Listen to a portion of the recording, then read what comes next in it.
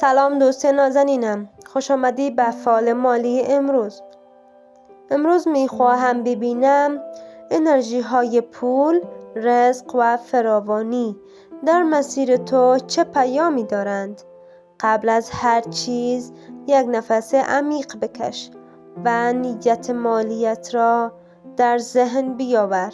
شاید یک هدف، یک خواسته یا یک نگرانی، هرچه هست، همین حالا رهایش کن.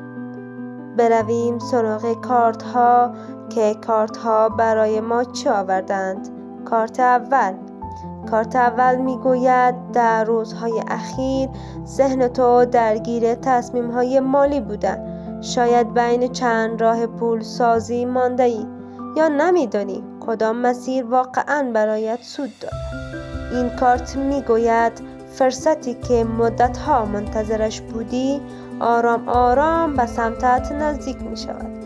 فقط باید کمی صبور باشی و تصمیم ها را عجولانه نگیری. کارت دوم نشان می دهد یک جریان مالی تازه وارد زندگیت می شود. شاید یک کار جدید، یک مشتری خوب، افزایش درآمد یا حتی یک هدیه غیر منتظره.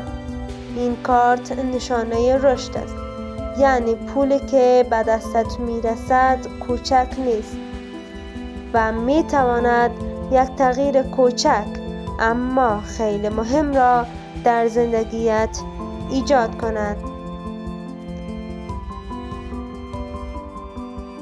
پس بر این کارت ایمان داشته باش. کارت سوم خبر می‌دهد تو باید مراقب خرج‌های بی برنامه باشی. این کارت میگوید بعضی هزینه‌ها میتوانند تو را از مسیر پس‌انداز و پیشرفت دور کنند.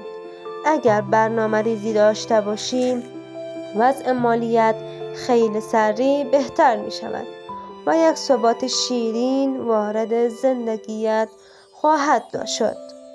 پس این ثبات شیرین را دریافت کن تا اینکه در زندگیت خوشی و خوشحالی بیشتری بیاوری. پیام نهایی فال امروز: تو در مسیر درست قرار داری. فراوانی به سوی تو در حرکت است و زندگی می‌خواهد درهای جدیدی را برایت باز کند.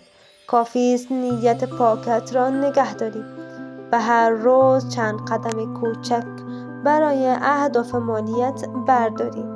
برکت، فرصت و پیشرفت در راه است. فقط آماده باش تا آن را با دل بسیار خوش بپذیری.